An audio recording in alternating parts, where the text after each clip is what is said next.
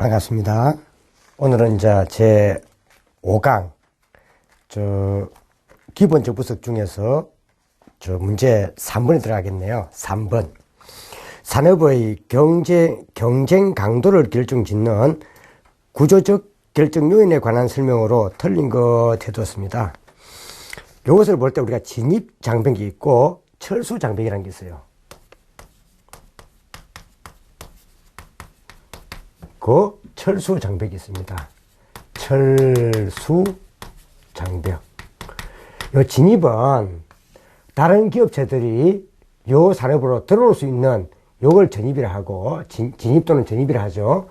철수는 요 산업에서 수익성이 떨어지면 밖으로 나가는 것을 장벽이라 합니다. 아주 철수를 합니다. 근데 이게 진입을 하지 못하게 하는 장벽, 또 철수를 하지 못하는 장벽이 있다는 거죠. 그럼 진입 장벽이 우리가 클수록, 또는 철수 장벽이 클수록 뭐가 있을까? 이거 보는 거예요. 진입 장벽이 크면 다른 업체가 요 산업으로 수익성이 크더라도 들어오지 못하겠죠. 못하니까 기존에 있는 요 사업체들은 뭐예요? 수익성이 높다는 거예요. 수익성이 높다는 겁니다. 근데 거꾸로 진입 장벽이 적다면은 요 산업에서 돈을 좀 벌면 다른 기업체들이 들어오겠죠. 들어오니까 수익성이 떨어지겠죠. 근데 철수 장벽은 수익성이 안 되면 도망가야 되는데 도망갈 수 못하게 하기 때문에 당연하게 뭐요? 위험성이 큽니다. 위험은 손실을 볼 가능성이 크다 이 말이죠. 근데 만약에 철수 장벽이 적다면은 그만큼 위험은 작아지겠습니다. 그래서 이는 요 기존 기업 자체의 요 진입 장벽과 철수 장벽을 따지는 이것이 한 번씩 나오기 때문에 주로 요 위주로 해서 좀 봐주시면 되겠습니다. 나머지는 좀 상식에 맡기면 되겠죠. 자, 1항. 기업이 속한 산업의 대체품이 뭐요? 우수할수록 항상 대체란 말은 다른 상품을 말하는 거예요. 다른 상품 말합니다. 자, 그러니까 다른 상품 자체가 더 우수하답니다. 우수하면 당연하게 기업의 제품 가격의 상한선은 낮아지겠죠. 다른 상품 우수한데, 이 상품보다 우수한데, 가격 올리면 안 되겠죠. 그래서 가격의 상한선은 낮아진다, 이 말이고요. 높은 진입 장벽은, 이걸 말하죠. 지금 높다 말이죠. 높으면은, 기존 진출 기업의 수익성을 낮추는 게 아니죠. 진입 장벽이 클수록 기존 업체의 수익성은 높아지고, 그 다음에 위험을, 이는 철수 장벽이 아니기 때문에 이건 따질 필요가 없죠. 자, 그럼 이거는 일단 수익성을 높이고 해야 되죠. 그 답은 2번이 틀렸고, 구매자의 교섭력이 강하답니다. 구매자는 소비자를 말하죠. 그러면 구매자가 있고, 여기 말 그대로 생산자가 있을 때, 요 구매자의 교섭력이 높답니다.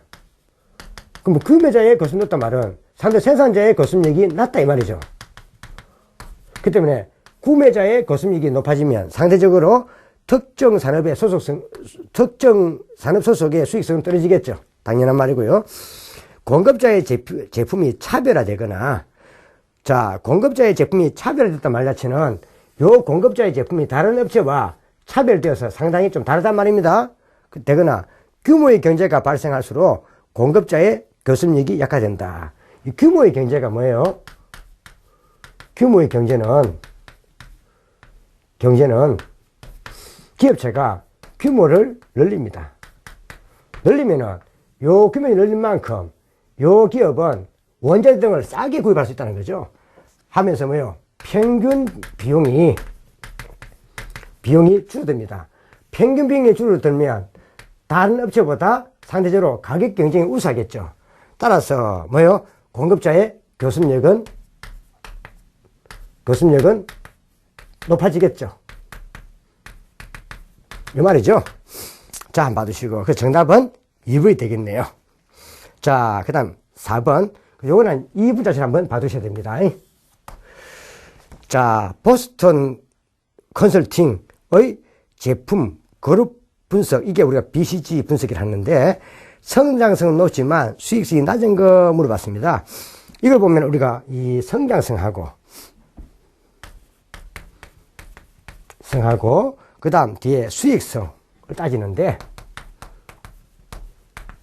위로 가면은 성장성이 높은 거고, 요 아래로 가면은 성장성이 낮은 겁니다. 그 다음에 좌우로 봐가지고, 요쪽으로 가면은 수익성이 높은 거고, 요쪽으로 가면 수익성이 떨어지는 겁니다. 자, 우리가 제일 먼저 보면 문제아겠죠, 문제아. 문제아가 보통 우리 캐시마크 이거죠, 문제아. 문제아가 있습니다. 문제아가 이거는 말 그대로 개발 상품 말합니다. 개발하는 상품은 뭐요? 잘 키우면은 성장성은 높지만 이제 개발하고 있기 때문에 수익성은 없겠죠. 자, 그 다음 이제 뭔가 하면은 떠오르는 별, 스타가 있습니다. 별, 스타. 떠오르는 별. 요거는 말 그대로 성장 제품을 말합니다. 요 기업의 제품이 성장 제품일 때는 우리 스타라 하죠, 스타. 떠오르는 별 합니다. 이것은 뭐요? 지금 이제 성장성도 높지만은 수익성도 높습니다. 다른 지금 기업체들이 아직 뭐요? 요 기업과 경쟁이 많이 없는 거죠. 없으니까 수익성도 높고 선 높다는 뜻입니다. 그 다음에 이제 뭐요? 이 현금, 젖소가 있는데 이걸 현금하기도 하고 젖소하기도 합니다. 이는 성숙 제품입니다. 이런 이제 상당히 성장 제품에서 이제 성숙이 되어서 요 회사의 제품을 도용한 회사도 많이 있다 이 말입니다. 있기 때문에 수익성이 있는데 이제 앞으로 성장성이 없다는 겁니다. 그 다음에 이제 뒤에 이제 이게 배기처분 되면 이제 뭐요? 말 그대로 개입니다. 개, 도구. 개라는 겁니다. 요거는 말 그대로 뭐요? 이제 이는 쇠퇴입니다. 쇠퇴 제품. 쇠퇴 제품입니다. 쇠퇴 제품을 말합니다. 그래서 보통 이 기업체들이 제품을 개발해가지고 성장하고 성숙하고 쇠퇴하는 과정을 이렇게 쭉 한번 그려보면 되겠죠. 과정을. 여기 1, 2, 3, 4 그리면 되겠죠. 그래서 쇠퇴 제품 이것은 이제 이 부분 자체는 뭐 한다고요? 접어야 되겠죠. 이걸 말합니다. 그래서 이거는 수익성도 적고 성장성도 없는 겁니다. 근데 시험에 보니까 성장성은 높지만, 성장성은 높다 했죠? 높지만 수익성이 낮다 했죠? 수익성이 낮다면 성장성은 높지만 수익성이 낮는 거니까 요 문제를 말하네, 그죠? 문제야. 답은 1번이 되겠습니다. 또 시험에 성장성도 높지만 수익성이 높다 해서 뭐가 되겠습니까? 성장 제품, 스타, 별이 되겠죠. 그 다음, 성장성은 낮지만 수익성이 높다 물어봤다면 젖소겠죠. 젖소나 현금. 요게 되겠네요. 이런 식으로 물 수 있기 때문에 한번 봐두시란 겁니다. 그 정답은 얘는 성장성은 높지만 수익성이 낮다 했기 때문에 얘는 뭐 된다고요? 문제아가 되겠습니다. 정답은 1번. 자, 5번. 자, 현행 한국채택 국제회계 기준에서 할 때 재무제표에 속하지 않는 거 물어봤습니다. 우리 재무상이 좀 바뀌었는데 이게 한국채택 국제회계 기준에서 재무제표가 바뀌었기 때문에 좀 봐주셔야 됩니다. 자, 보면 지금 예전에는 이게 대차 대조표였는데 지금 이제는 대차 대표가 아니라 바뀌었죠. 재무상태표로 바뀌었습니다. 한국채택 국제회계 기준에서는 이제는 대차 대표가 아니라 재무상태표로 바뀌었죠. 이거는 말 그대로 뭘 의미하는 거죠? 자, 수익과 자산과 부채 자본 말하죠. 자, 그러면 차변에 자산이 오고 대변에 뭐요? 부채가 오고 대변에 자본이 오고 요걸 나타내는 게 뭐요? 자, 일정 시점의 재무 상태, 즉 자산, 부채, 자본의 상태를 나타내는 게 재무 상태표. 이게 현행 뭐요? 재무제표의 하나고 두 번째가 포괄 손익계산서가 있습니다. 계산서가 있습니다. 포괄 손익계산서 잘 알다시피 뭐요? 기간 보통 수익에서 기간 비용을 차감해서 기간 손익을 나타내는 표죠. 물론 요 수익과 비용에는 뭐요? 조금 어떤 것들요? 좀 특별한 것도 포함되기 때문에 이는 포괄을 하는 겁니다. 자, 이게 있고요. 세 번째. 자, 현금 흐름표가 있습니다.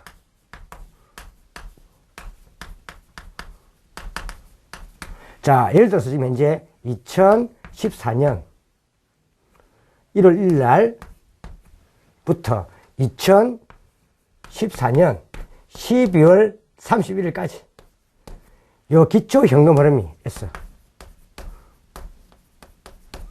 어떻게 기말의 현금 흐름이 되었는가? 요 현금 흐름을 영업활동, 투자활동, 재무활동을 통해 가지고 분석하는 거죠. 예를 들어서 이게 지금 현재 10,000원이고 여기에 예를 들어 30,000원이라면 어떻게 현금 흐름이 20,000원만큼 증가했는가? 20,000원만큼 증가했는가? 요걸 영업활동, 그 다음 투자활동, 그 다음 재무활동, 요 세 가지로 분류해 가지고 분석하는 게 현금 흐름표가 되겠죠. 그 다음 네 번째, 자, 자본 변동표가 있습니다. 이것도 역시 2014년 1일날에 기초자본에서 어떻게 2014년 12월 31일까지의 요 자본이 어떻게 변동했는가, 이걸 알아보는 것은 자본 변동표에 들어갑니다. 그 다음 이거 외에 한 개 더 포함되는 게 있는데 요즘 5번째, 이 주석도 포함된다는 겁니다. 주석 등도 포함된다는 겁니다. 그래서 재무제표, 우리가 보통 일반 재무제표에는 주로 요 네 가지를 말합니다. 근데 요 네 가지 외에 주석도 포함된다는 겁니다.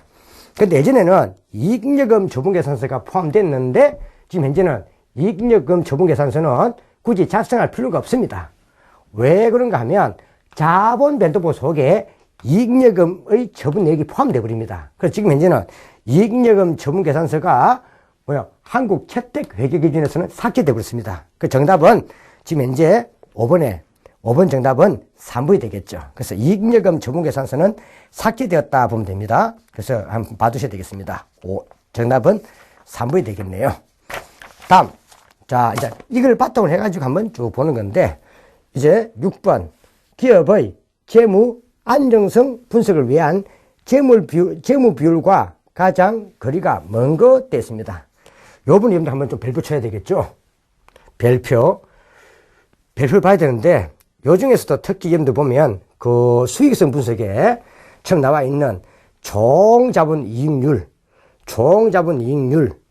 그 다음 밑에 보면 자기자본 이익률, 그 다음 내려가면 특히 부채 비율, 그 다음 이익 보상 비율, 그 다음 이제 이 활동성 비율과 성장 비율의 구분, 이렇게 좀 봐주면 되겠죠.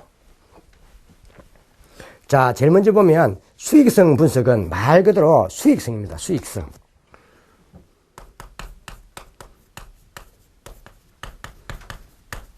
분석에 포함되는 거 보면 요 수익성은 주로 다 앞에 보면 이익률로 끝납니다.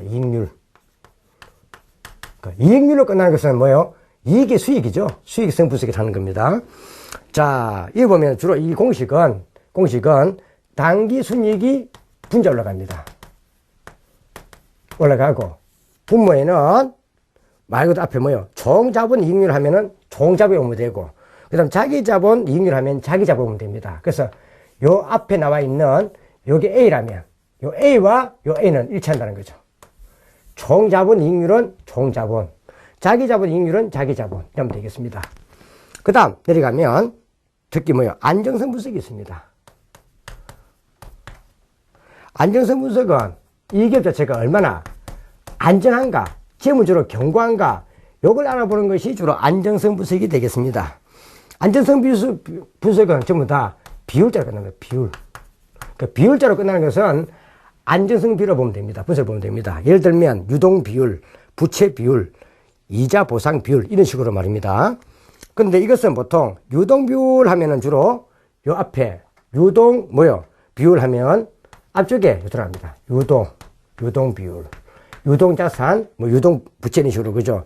부채 비율 하면은 유동 부채, 그 다음 밑에 보면 이 보면 유동 자기 자본 이런 식으로.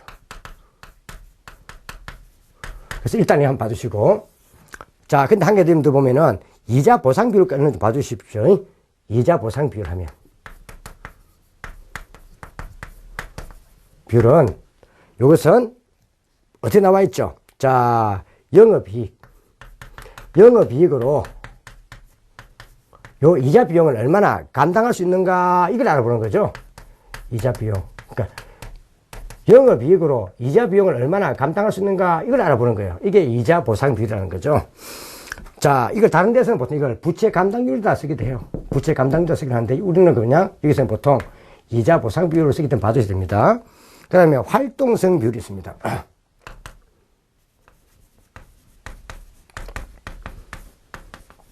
활동성 비율은 이 자산 등을 굴려가지고 얼마만큼 매출액을 만드느냐 이걸 알아보는 거예요. 그래서 보통 이 활동 비율은 주로 보면 회전율로 가는 거예요. 회전율. 그러니까 이 자산을 굴려가지고 얼마만큼 뭐요?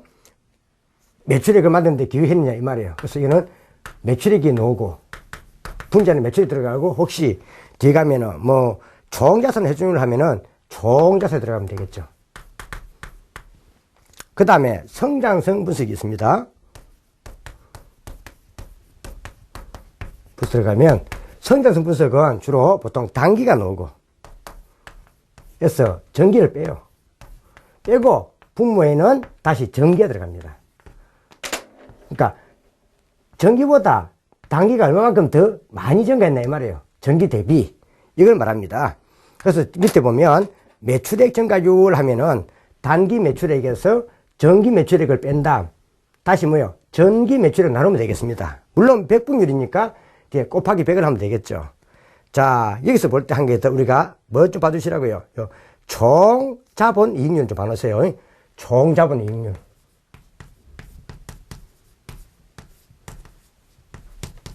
총 자본 이익률 대신에 혹자 총 자산 이익률 쓰기도 해요. 총 자본 자체는 자기 자본과 타인 자본을 더한 거니까 자기 자본이 뭐요? 자본이고 타인 자본이 부채죠. 자기 자본과 타인 자본을 합치면 자산이죠. 그래서 이 총 자본 이익률 이거는 말 그대로 단기 순이익 중 총 자본이나 총 자산이 차지하는 율이죠. 총 자산, 총 자본 갖다 보면 되겠습니다. 이걸 이야기하는 겁니다. 자, 봐보죠. 그럼 문제 6번. 다음 재무의 안정성 분석을 위한 재무 비율과 가장 거리가 먼 것은 자, 눈치가 빠르신 분들은 쫙 보세요.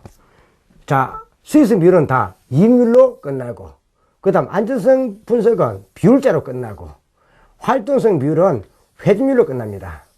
그 다음 성장성 분석은 단기에서 전기를 뺀 다음 다시 전기 나눈 값입니다. 성장을 알아보는 거니까.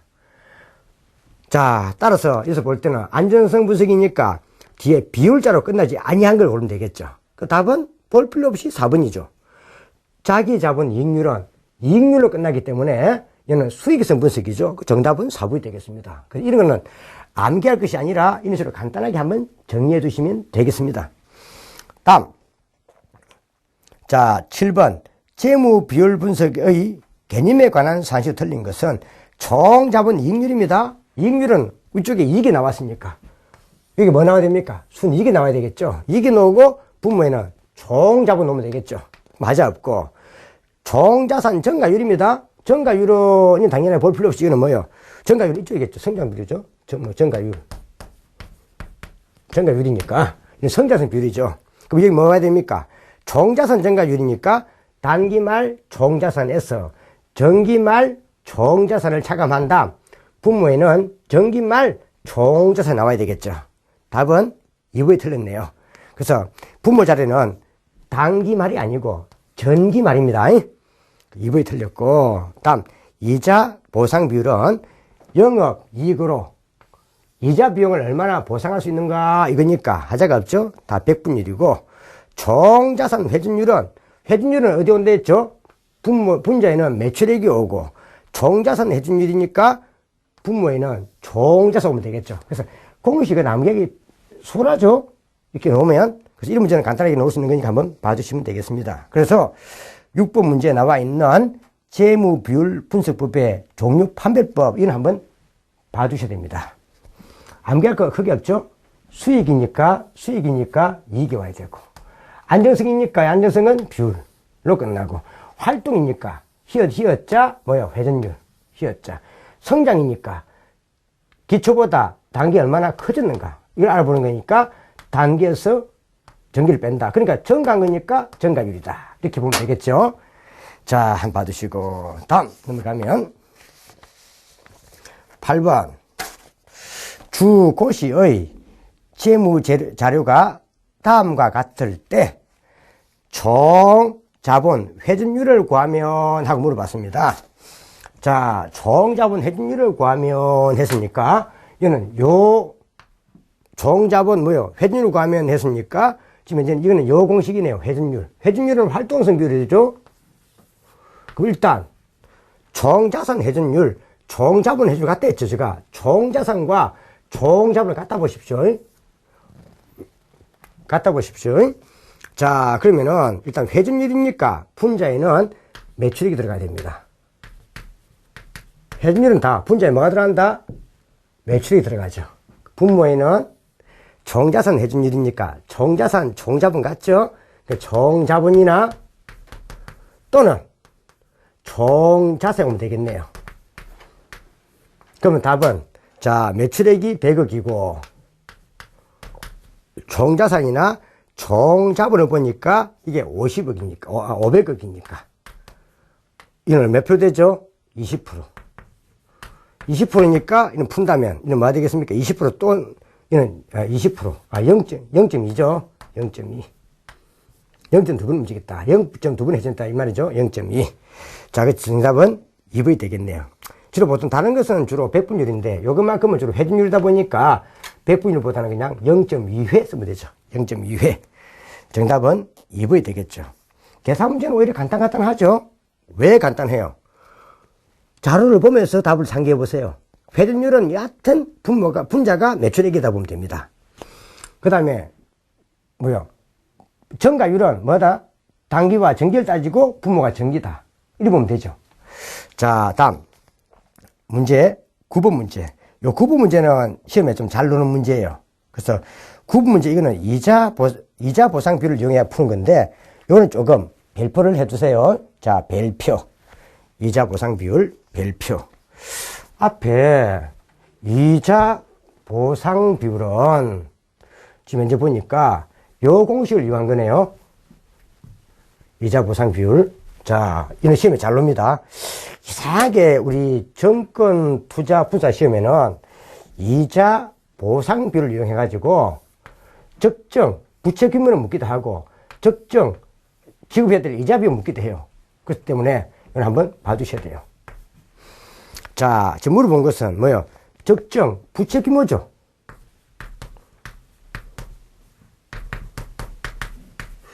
요걸 묻는 문제가, 이걸 이용해서 이걸 묻는 문제가 많이 나와요. 그럼 이거는 일단 이자 비용을 알면은 이걸 알 수 있겠네. 그죠? 왜? 부채에다가 이자율을 곱하면 이자 비용이 나오잖아요. 자, 주 행복은 이자 보상 비율을 이용하여 적정 부채 수준을 결정하고자 한다. 주 행복은 적정 이자 보상 비율을 6으로 본다. 그러면 적정 보상 비율 이걸 뭘로 본다고? 이자 비율을요? 6으로 본다. 6 보고 있고, 그 다음에 내년도 기대되는 영업이익은 1억 8천만 원이다. 그럼 이게 영업이익이 얼마 기대되는 게 1억 8천만 원이네요. 1.8억 이 되고, 그 다음에 현재 부채 규모가 일단 2억이네요. 자금 조달, 그럼 일단 우리가 이자 비용을 알 수 있겠네요. 그럼 이자 비용은 어떻게 보면 되죠? 이자 비용을 넘기면 이자 비용은 부보니까 뭐야? 1.8억 나누기 6 하면 되겠네요.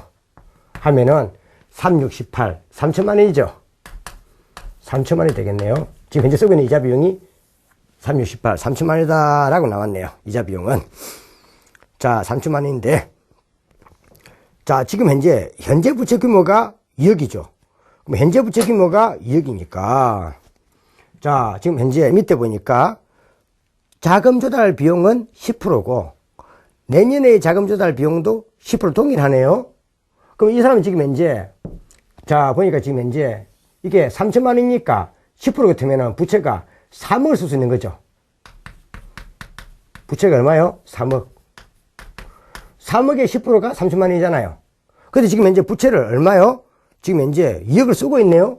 2억을 쓰고 있으니까 현재 기존 부채가 2억이니까 추가로 기존 부채가 2억이니까 추가로 쓸 수 있는 부채 규모는 당연하게 1억이 되겠죠.